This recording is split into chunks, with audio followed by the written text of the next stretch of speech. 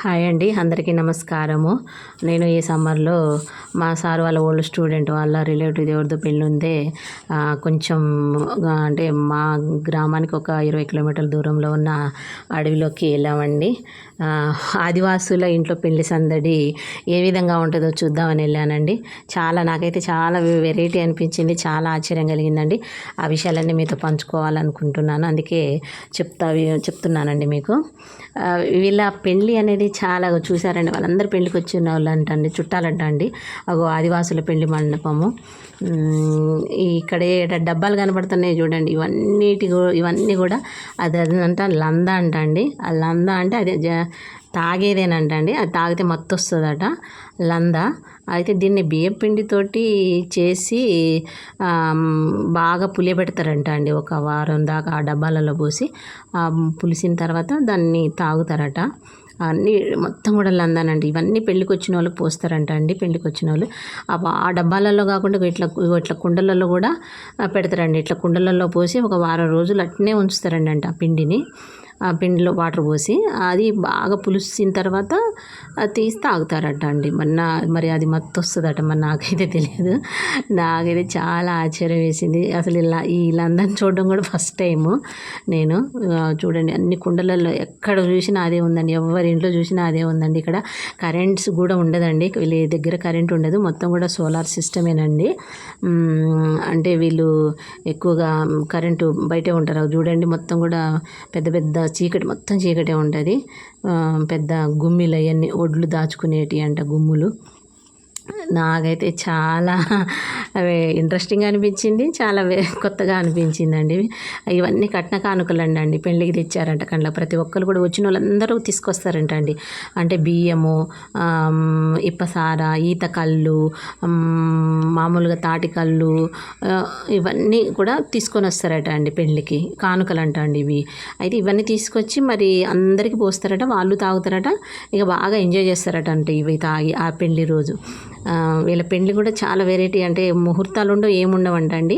ఆ పిల్లని చూస్తారట, పలానా రోజు చేసుకుందాము అని అనుకుంటారట పెద్దోళ్ళందరూ. ఒకరోజు తీసుకొచ్చేసి ఆ రోజు ఏ రోజు అయితే అనుకుంటారో ఆ రోజు తీసుకొచ్చేసి ఆ రోజు యూత్ అంతా కూడా డీజేలు వేసి మేకలు కూసుకొని తింటారట అండి. ఇక మళ్ళీ తెల్లారితే ఇట్లా రిసెప్షన్ అరేంజ్ చేసుకుంటారంట అండి. అంతే, ఇక ఇట్లా రిసెప్షన్ అరేంజ్ చేసుకొని ఇక ఆశీర్వదిస్తారంట. ఇక అంతే. వీళ్ళు కళ్యాణ మండపం అండి, చాలా వెరైటీగా ఉంది. భలే కళ్యాణ మండపము. ఎప్పుడో చూశానండి చిన్నప్పుడు, మన పాతకాలంలో చూసిన. ఇప్పుడైతే ఎవరు ఇలా చేయరు. వీళ్ళు మాత్రం చాలా కళ్యాణ మండపాన్ని ఒకప్పుడు చేసుకునేటోళ్ళము. ఇస్తరాకులు అంటండి, అంటే ప్లేట్స్ వీళ్ళు కొనలేరు కదండి. ప్లేట్స్ తయారు చేస్తారు, అంటే ఇస్తరాకులు తయారు చేస్తారు. ఇవి ఇస్తరాకులు తయారు చేయడానికి ఆకులు కోసుకొని వస్తారట అండి. ఆకులు కోసుకొని వచ్చి ఇలా ఇస్తరాకులు కూడా భలే వెరైటీ కుడుతున్నారండి. అంటే మన తినే ప్లేట్ల లాగా వాళ్ళు కుట్టట్లేదండి, ఒక బౌల్ లాగా కుడుతున్నారు. అంటే మనం కర్రీస్ వేసుకునే బౌల్ లాగా చూడండి, అట్లా ఆ బౌల్ లాగే వాటిలో తింటారంట అండి. భలే వెరైటీగా అనిపించింది నాకు. ఆకులతోటి భలే కుడుతున్నారు. వీళ్ళందరూ కూడా పెళ్ళికి వచ్చిన వాళ్ళు చుట్టాలంట అండి. వీళ్ళంతా కూడా రిలేటివ్స్, అక్క చెల్లెలు అనుకుంటా. వాళ్ళని కొంచెంసేపు వాళ్ళతో నేను మాట్లాడాను. వాళ్ళ పేరేంటి, పెళ్ళి ఎలా జరిగింది, ఏంటి అనేది అడిగి తెలుసుకున్నానండి. కానీ వాళ్ళకి మన భాష అనేది అర్థం కాదు. వాళ్ళు పూర్తిగా హిందీను ఏదో మాట్లాడతారండి. వాళ్ళు కొంచెం అక్కడ చదువుకున్న పిల్లలే కొద్దిగా ఒకరిద్దరు ముగ్గురు ఉన్నారు. వాళ్ళతోటే నేను మాట్లాడడం జరిగింది, పెళ్ళి ఏ విధంగా చేస్తారనేది. వాళ్ళతోటి కొద్దిసేపు మాట్లాడిన. వాళ్ళ పేర్లు చెప్తున్నారు. ఏమవుతుందిగో మా అక్క, మా అమ్మ అని చెప్తుందామా, ఏమవుతారని అడుగుతున్నాను. వీళ్ళందరూ వాళ్ళ పేర్లు కూడా చెప్తున్నారు కానండి, వాళ్ళ పేర్లు అయితే నాకు అస్సలు అర్థం కాలేదండి. చాలా వెరైటీగా ఉన్నాయి వాళ్ళ పేర్లు.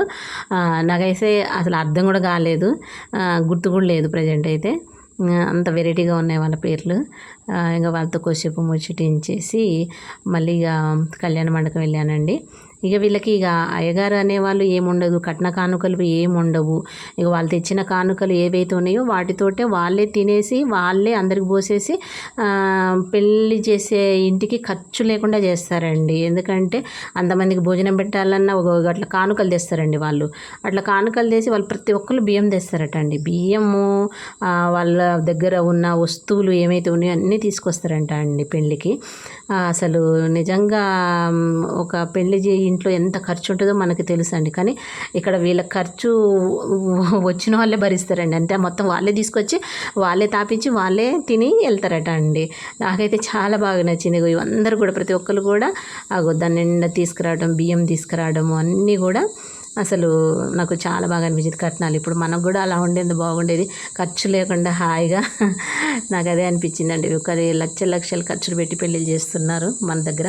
కానీ ఇక వీళ్ళు చూడు ఎంత సింపుల్గా, అసలు రూపాయి కూడా ఖర్చులో, డబ్బులు అయితే ఎవరు దేరండి. ఇగో ఆ బియ్యం తీసుకొచ్చినాయి, ఒక బియ్యం అతను పోస్తారంట, దాన్ని ఎండ పోస్తారంట అండి. మళ్ళీ వెళ్తి పోయకూడదంట అండి. వెళ్తి పోస్తే సంసారం వెళ్తిగా ఉంటుందని దాన్ని ఎండ పోపిస్తారు. అక్కడ కూర్చున్న ఆయనకి పోసిన వాళ్ళందరూ ఒక్కొక్క రూపాయి కానుకేసి వెళ్ళిపోతారంట అండి. ఆయన అక్కడ కూర్చుంటాడండి. వచ్చిన వాళ్ళ దగ్గర బియ్యం రిసీవ్ చేసుకుంటాడంట. వచ్చిన వాళ్ళు ఒక రూపాయి 10 రూపాయలు వేస్తారు. ఇక పెళ్లి కొడుకు తీసుకొచ్చారనుకుంటా అండి. ఇక నేను కూడా ఇక వాళ్ళని ఆశీర్వదించి వెళ్దాం అనుకున్నా. మళ్ళీ చీకటి పడితే రూటు కష్టమైపోద్ది అని వాళ్ళని ఒకసారి చూసేసి ఆశీర్వదించి వెళ్దాం అనుకున్నా. పెళ్లి కొడుకు పెళ్లి కూతురు వైట్ అండ్ వైట్ కదండి. వాళ్ళ సాంప్రదాయం భలే బాగుంది, భలే పాటిస్తున్నారు ఇప్పటికీ కూడా వాళ్ళు.